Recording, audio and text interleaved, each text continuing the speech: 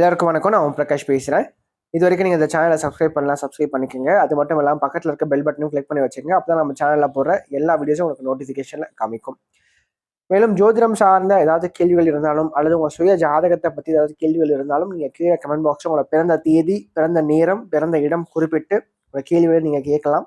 கண்டிப்பாக எல்லோருடைய கமெண்ட்ஸுக்கும் முடிஞ்ச வரைக்கும் நான் ரிப்ளை பண்ணுறேங்க. சரிங்களா? அதே மாதிரி இந்த வீடியோ உங்களுக்கு பிடிச்சிருக்கின்ற பட்சத்தில் ஒரு லைக்கும் போட்டு விடுங்க. நான் நிறைய லைக்ஸ் வரதான் இன்னும் மேற்கொண்டு வீடியோஸ் நிறைய போடணுன்ற ஒரு தூண்டுதல் எனக்கும் வரும். சரிங்களா? முடிஞ்சிருக்கும் இந்த வீடியோ பார்க்குறவங்க ஒரு லைக்கை போட்டுட்டு கமெண்ட்டை போட்டுட்டு உங்களோட வீடியோ நீங்கள் பார்க்க ஆரம்பிங்க. சரி, வாங்க இப்போ வீடியோக்குள்ளே போகலாம்.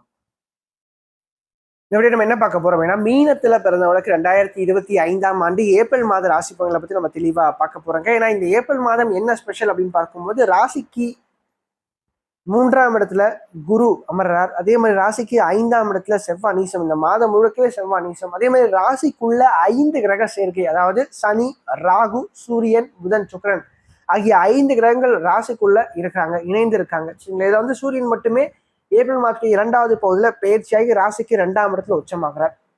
ஸோ இது வந்து எந்த அளவுக்கு ஒரு இம்பாக்டை கொடுக்கும் மீனத்துல பிறந்தவர்கள் சொல்லிட்டு இந்த பதிவில் தெளிவாக பார்க்கலாம்.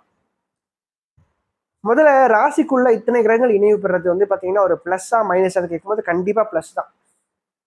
திறமசாலியா இருப்பீங்க, எந்த ஒரு சூழ்நிலையும் சமாளிப்பீங்க, ஜெயிச்சு காமிப்பீங்க. சரிங்களா? அது மட்டும் இல்லாம யார் என்ன சொன்னாலும் சரி எதையுமே வாங்கிக்காம நீங்க ஒன்று உங்க வேலை ஒன்றுன்னு இருப்பீங்க.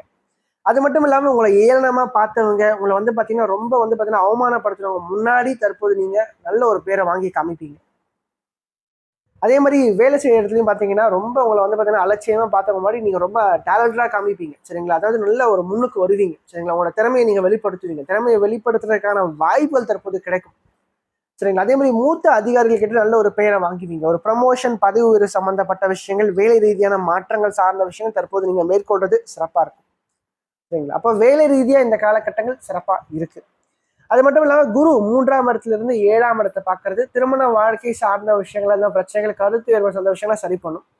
புதன் ராசிக்குள்ள நீசமா இருந்தாலும் கூட கள்ளத்திர ஸ்தானத்தை 7ஆம் இடத்தை குரு பகவான் பார்க்கறதுனாலையும் 2ஆம் இடம் சொல்ற குடும்பஸ்தானம் வந்து உலக பலவீனமா இருந்தாலும் கூட குருவினுடைய பார்வை ராசிக்கு 7ல இருக்கிற வரைக்கும் எந்த ஒரு பிரச்சனையும் வராதுங்க. சரிங்களா? ஆனா என்ன ஒண்ணு, வருமானம் சம்பந்தப்பட்ட விஷயத்துல மட்டுமே இந்த மாதம் கொஞ்சம் சுமாரா இருக்கு. ஏன்னா லாபாதிபதி ராசிக்குள்ள ராகுவோடையும் தனாதிபதினு சொல்லப்படக்கூடிய 2ஆம் அதிபதி ராசிக்கு 5ஆம் இடத்தில் நீசம் பெற்ற தன்மையும் இருக்கார். அப்போ செலவுகள் சற்று அதிகமாக இருக்கும். வருமானம் எவ்வளவு வந்தாலும் இன்னொரு பக்கம் செலவுகள் கண்டிப்பாக இருக்கும்.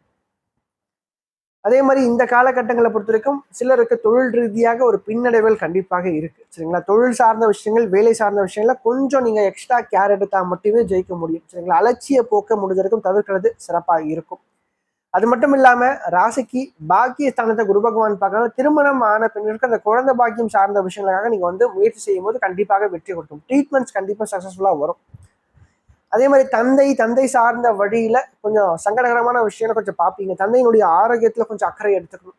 ஏன்னா முக்கியமான கிரகங்கள் எல்லாமே இந்த மாதம் கொஞ்சம் பலவீனமா தான் இருக்காங்க. சரிங்களா? அதுல கொஞ்சம் நீங்க கவனமா இருந்துக்கிட்டா நிச்சயமா சிறப்பாக இருக்கும். மேலும் மீனத்தை பொறுத்த வரைக்கும் ஜென்ம சனி ஆரம்பிக்குது. 7 சனியுடைய மத்தியம பகுதியான ஜென்ம சனி ஆரம்பிக்கிறதுனால கொஞ்சம் எதுலையுமே கொஞ்சம் பொறுமை, நிதானம் கண்டிப்பா தேவை. அலட்சியம், அவசர போக்கு வேண்டாம். சரிங்களா? மே மாதம் வரைக்கும். அது மட்டும் இல்லாம இந்த மாதத்துக்கு 2வது பகுதியில ராசிக்கு 2ஆம் இடத்துல சூரியன் உச்சம்.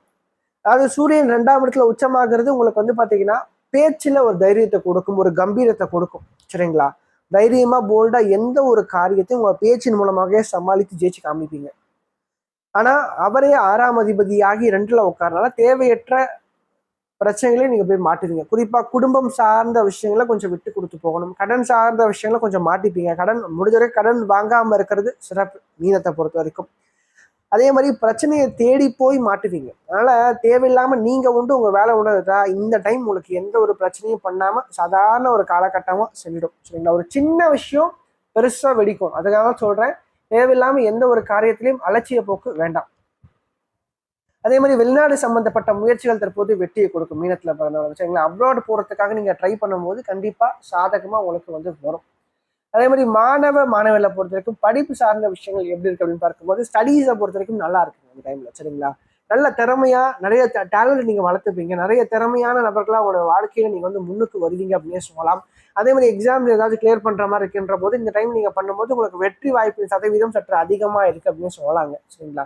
அப்போ ஸ்டூடெண்ட்ஸை பொறுத்த வரைக்கும் இந்த ஏப்ரல் மாதம் நல்லா இருக்கும், ஓரளவுக்கு ஃபேவரா இருக்கு அப்படின்னு சொல்லலாம். என்ன ஒண்ணு, இந்த டைம்ல வந்து பாத்தீங்கன்னா மீனராசிக்காரங்க கொஞ்சம் ஃபர்ஸ்ட் விஷயம் ஹெல்த்ல கொஞ்சம் கவனம் எடுத்துக்கணும். ரெண்டாவது வந்து பாத்தீங்கன்னா பேச்சுல கொஞ்சம் கவனம் எடுத்துக்கணும். இதை மட்டும் நீங்க பண்ணிக்கிட்டீங்கன்னா கண்டிப்பா இந்த காலகட்டம் நல்ல சிறப்பாவே இருக்கும். எந்த ஒரு பிரச்சனையும் நீங்க மாட்ட மாட்டீங்க. அதே மாதிரி குலதெய்வ வழிபாடு பண்றது நிச்சயமா வாழ்க்கையில நல்ல ஒரு ஏற்றத்தை கொடுக்கும் மீனத்துல பிறந்தவங்களுக்கு. சரிங்களா? அதே மாதிரி முருகர் வழிபாடு மேற்கொண்டது சிறப்பு தான் உங்களை பொறுத்த வரைக்கும். அதுக்கு சந்திராசிரமத்தில் பொறுத்த வரைக்கும் இந்த ஏப்ரல் மாதம் 13ஆம் தேதி காலை 7:30 முதல் ஏப்ரல் மாதம் 15ஆம் தேதி இரவு 8:30 வரைக்கும் சந்திராசிரமம் இருக்குங்க. ஸோ இந்த நாட்கள்ல சந்திரன் உங்க ராசிக்கு 8ஆம் இடத்துல மறைவு பெற்ற தன்மையில இருப்பார். பொதுவாக சந்திரன் மறையக்கூடிய காலகட்டங்கள்ல அவரே 5ஆம் அதிபதியா வரதாலையும் 5ஆம் இடத்துல ஏற்கனவே ஒரு நீச்ச கிரகம் அப்படின்னு சொல்ல செவ்வாய் இருக்கிறதுனாலையும் மன தடுமாற்றங்கள் மன குழப்பங்கள் சற்று தூக்கலா இருக்கும், அதிகமா இருக்கும்.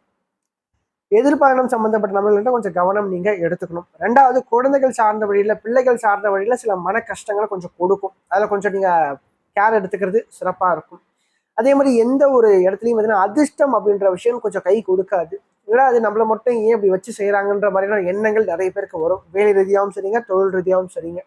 அதனால முக்கியமான விஷயங்கள் ஏதாவது தவிர்க்கிறது சிறப்பா இருக்கும். அதே மாதிரி எந்த ஒரு காரியத்தையும் கொஞ்சம் பொறுமை நிதானத்தை நீங்க அதிகமா கடைப்பிடிக்கும் போது நிச்சயமா அந்த நாட்களை நீங்க ஈஸியா கடந்து வந்துட முடியும். மேலும் இந்த வீடியோ உங்களுக்கு பிடிச்சிருந்தா லைக் பண்ணுங்க, பிடிக்கலன்னா நீங்க தாராளமா நீங்க டிஸ்லைக்கும் பண்ணலாம். சரிங்களா? அதே மாதிரி இந்த வீடியோ பத்தின ஏதாவது கேள்விகள் எதுவாக இருந்தாலும் நீங்க கமெண்ட் பாக்ஸ்ல கமெண்ட் பண்ணலாம். அது நல்ல விஷயமா இருந்தாலும் சரி, கெட்ட விஷயமா இருந்தாலும் சரி, உங்களோட தோன்ற விஷயங்கள் நீங்க கமெண்ட் பாக்ஸ்ல கமெண்ட் பண்ணுங்க.